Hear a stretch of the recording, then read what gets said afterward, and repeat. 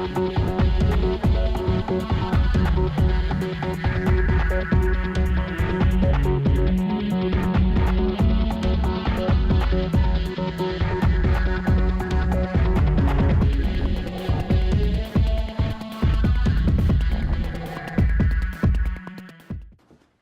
everybody, Jeff.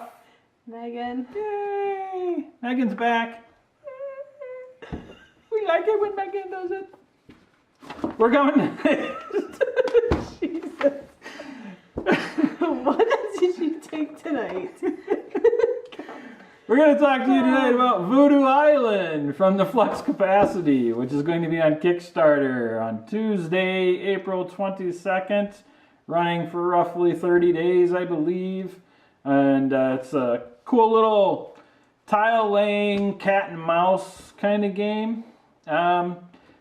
Base comes as 2 players. I believe the stretch goals and some of the extra scenarios they're trying to get to will expand it out to up to 4 players. But we were able to play the 2-player scenario.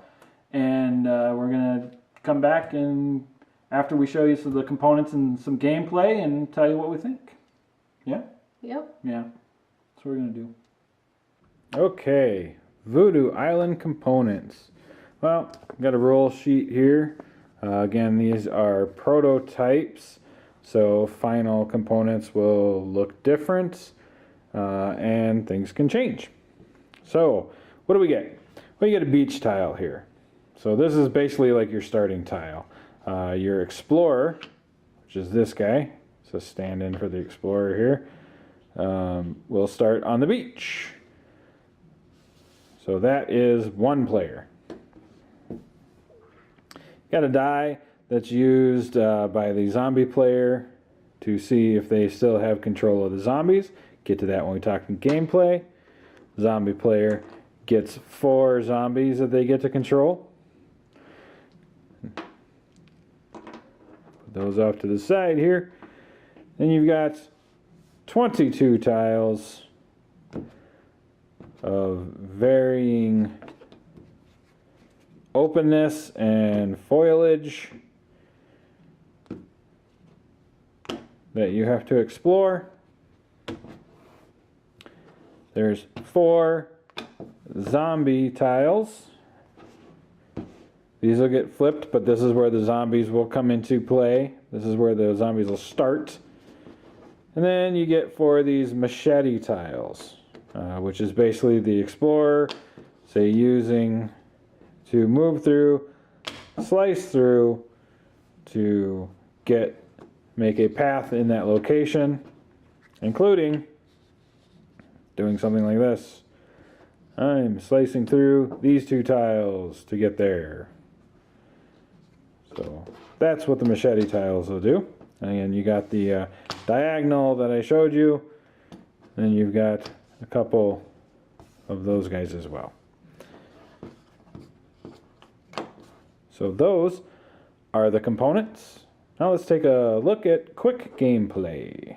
Alright, so now we're ready to go ahead and play a game. We've done setup. Megan is going to be playing the explorer that's trying to get all the way through the island and discover all pieces of the island and then get back to the shore. So we have the beach tile out here and she starts on the beach. I'm going to be playing the zombie player, so I have my 4 zombies here waiting for them to come out and the die that I'll have to roll once all my zombies get out at the start of my turn, which is why we have the handy rule book here, because it tells me what I do depending on the roll. And then we have 4 piles of tiles here.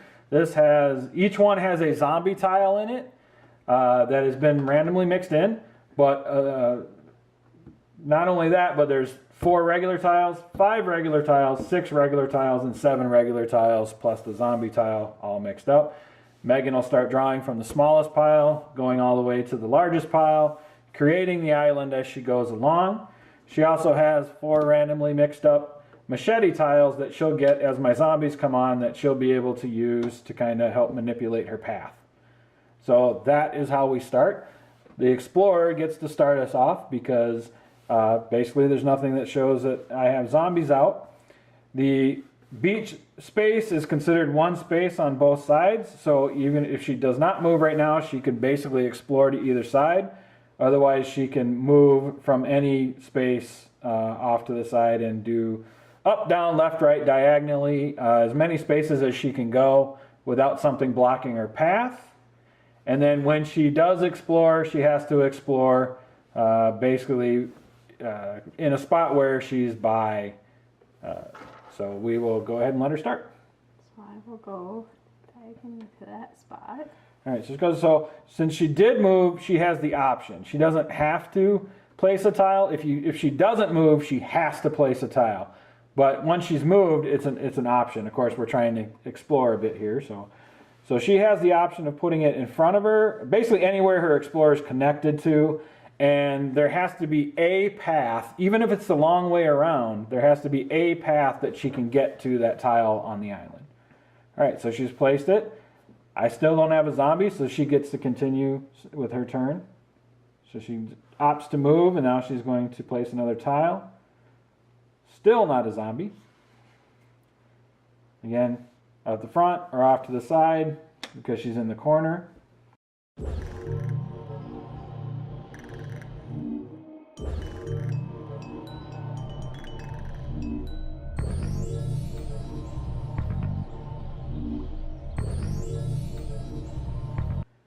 All right, so the first zombie is going to come out. She's going to figure out how to place it. So that comes out. She gets the top machete tile now that is hers, and she gets to look at it, and she can use that throughout the game. The first zombie comes out laying on its side, and it'll be activated on my next turn. So the explorer gets another turn before that zombie activates, basically. So I'll move that way.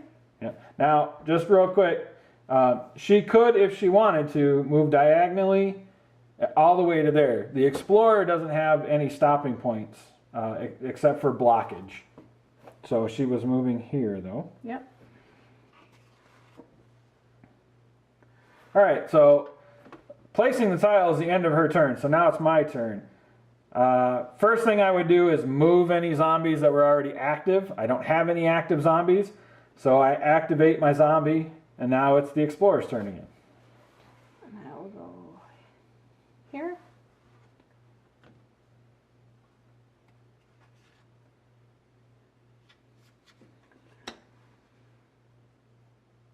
All right, so now back to zombie turn.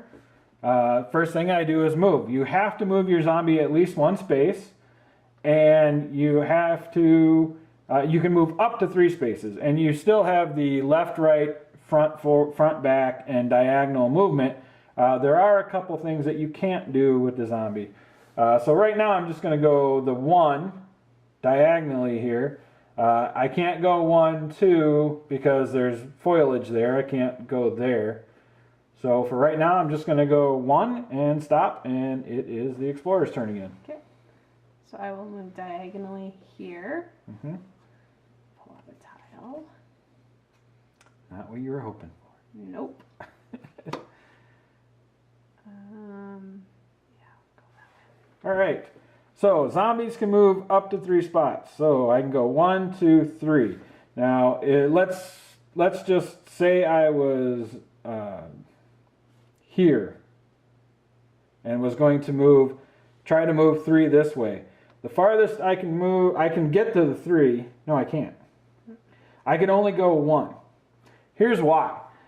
The other movement restriction that zombies have is they can only enter 1 new tile. So since my 1 entered a new tile, this 2 would make me enter a second new tile, since these are separate tiles. And that is not a valid movement. So if I was going diagonal, I could only go the 1. But since I started here, I can go 1 into a new tile, 2, 3, still in that new tile. I get my full 3 movement out of that.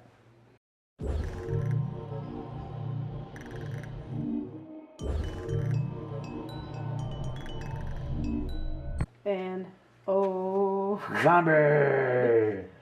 So I get another zombie coming out once she's decided her placement. Down, she gets another tile that she can use. Now, the machete tiles will alter the path Usually, like, you'll cut through foliage and stuff like that.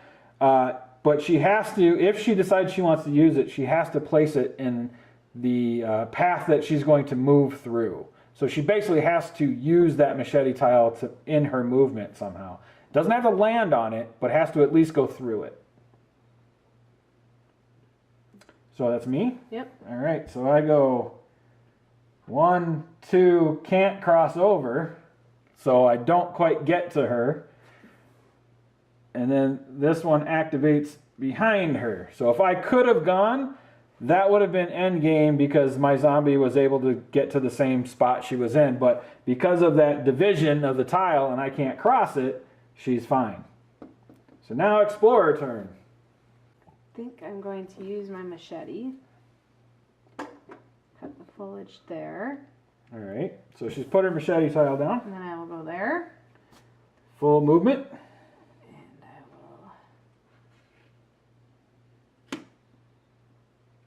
Oops, sorry. Put my tile there. So the machete tile can go anywhere that she's going to do her movement. The only thing it can't do is it can't hang off. It can't hang partially off into like empty space. It can't be placed on top of a zombie. So everything else is fine. The other thing that's kind of interesting about machete tiles is depending on where they're placed, it counts as going on to a new tile. So like if for some, let's say this zombie was here, if I went 1, 2, I couldn't go 3 because that's considered a new tile now. All right, so my turn.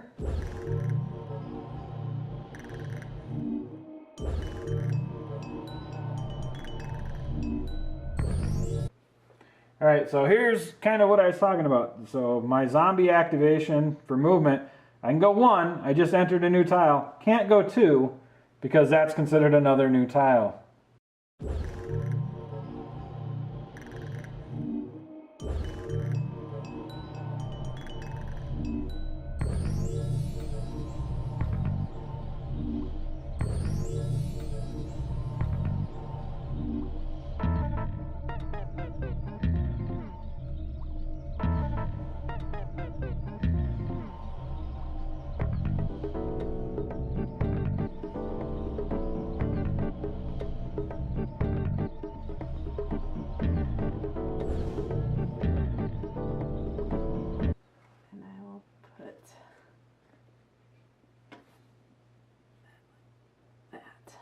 Zombie! Get your machete tile? Yeah. Yep. Alright, so first my movement. 1, 2, 3. Crossing 1 new tile. And 1. And then activate. Now once my 4th one comes on, that's when I'll start using the die. Oh, crud. I have to move. Or you can just place the tile. Okay. I didn't know that. Yeah, but you don't want to. No, I know. Because you can't move if you... Oh. Well, okay. Game over. So then I will move. And... Technically, you could do that. Just real quick, I do want to show that. Technically, she could put this tile like this because there is a connection to it. But there's not much she can do on it that way. But here, so how do you want to... I don't worry.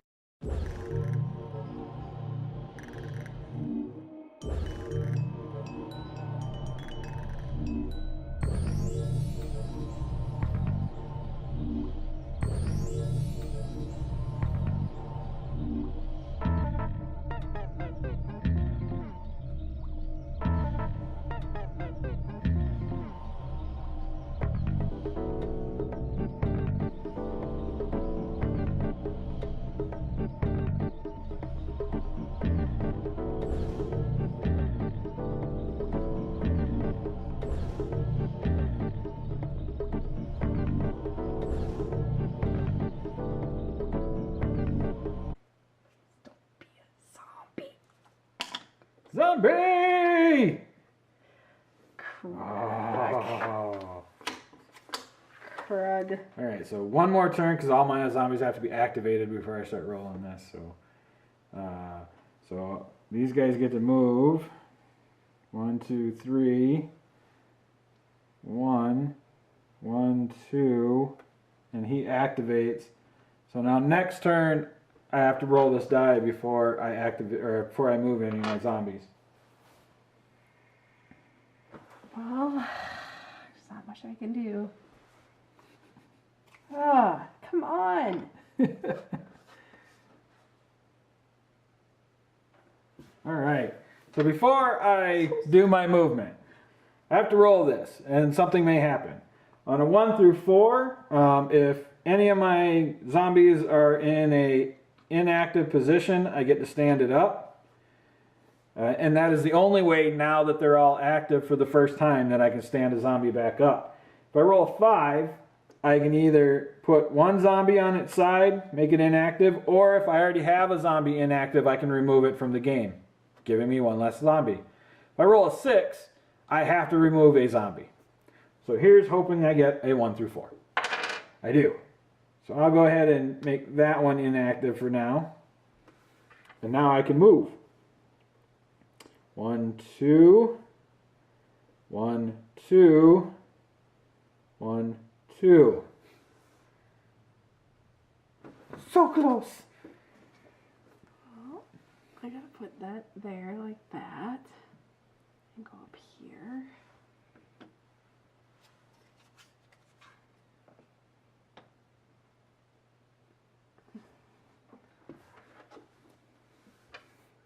All right, gotta roll again.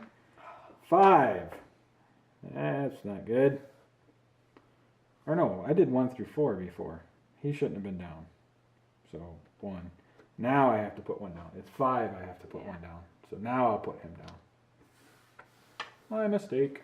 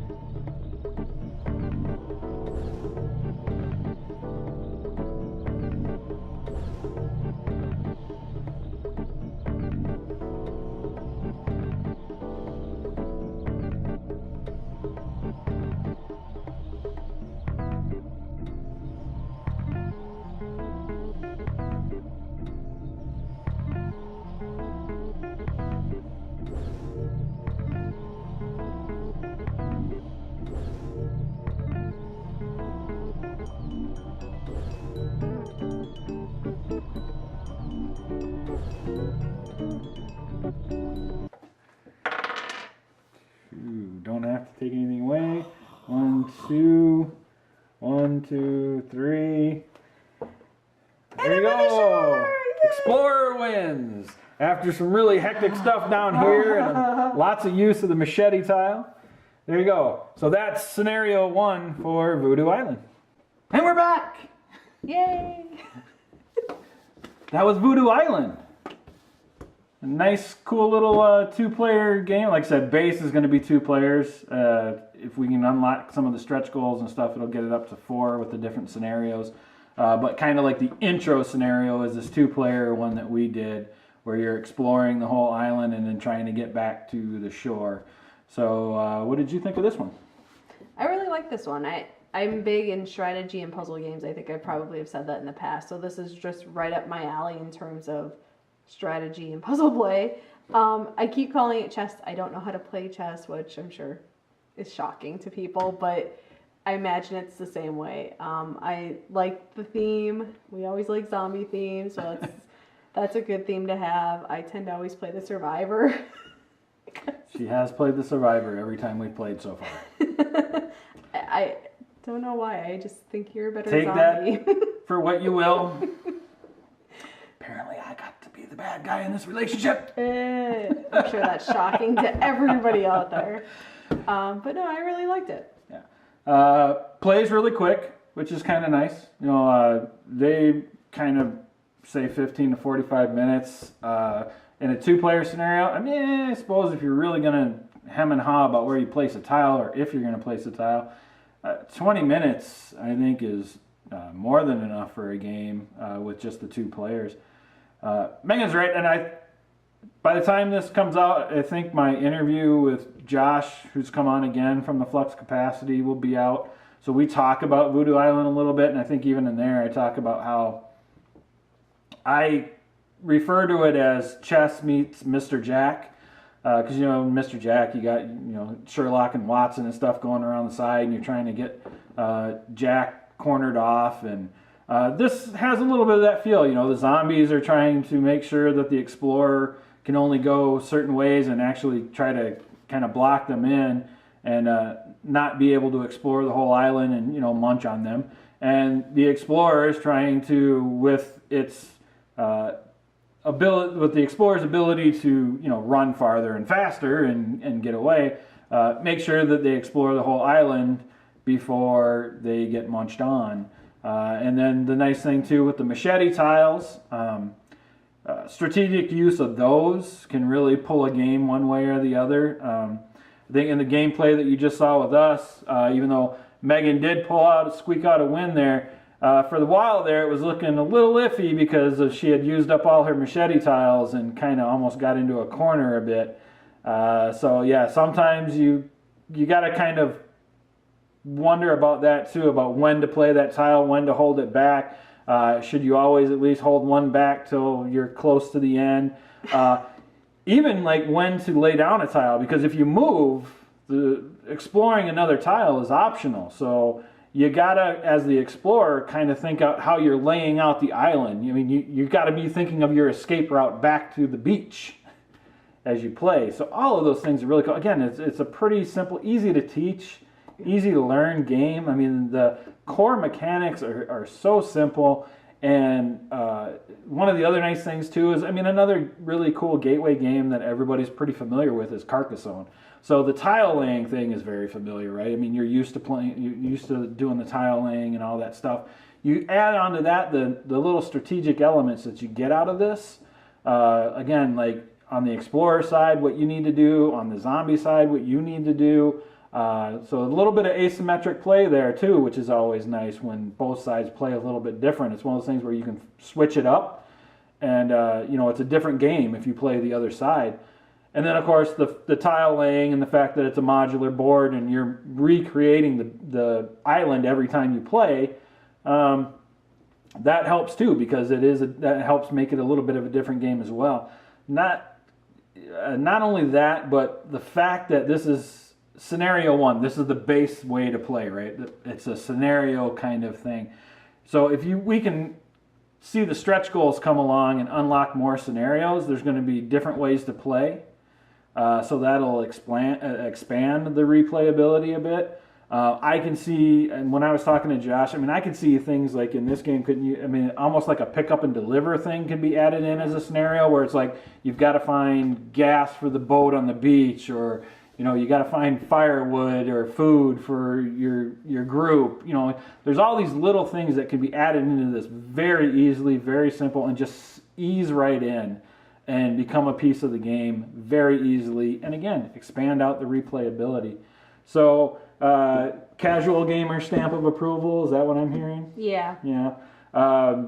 You like the theme, I do, but like that's, the theme. again, that is our household. Some people are, there's going to be that another zombie game thing out there. My personal opinion, and I think I've said this on the podcast. If I haven't, I'm going to say it here, and I'll say it on the podcast when we get a chance to talk about it. But I'm of the mind that you can't overuse a theme. I know there's a lot of people that are like, oh no, there are too many zombie games out there. You know what? There's a ton of train games out there too, but nobody complains about train games as much as they seem to complain about zombie games. If you give me a good game, and the theme works for that game, that's what I'm going to judge it on. I'm not going to judge it on what the actual theme is and if I think it's been overused or not. I'm going to judge it on the game itself. This is a good game. This is a great gateway game. This is a great casual game, and it's a great filler game too between other game sessions and stuff. This is something that's going to be super easy to break out. So I definitely think it's worth a shot and worth giving a try. Again, you saw us play it, get a feel for that. You can check out the Kickstarter page when it goes live. And I think Josh and Flux Capacity have another good one on their hands. So check out Voodoo Island. April 22nd is when it should be launching for 30 days. Go give it some love. Thanks a lot. Bye.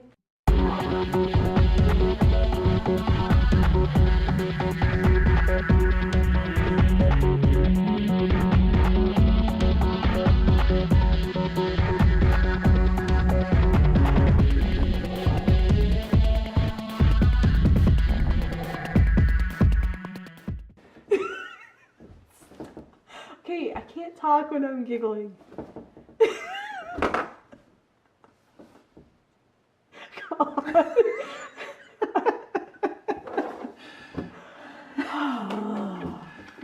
You have no idea. This relationship is hanging by a thread. This isn't helping. Components will be in this area in a second. Then there'll be some gameplay. And then we will talk. Ay, ay, ay.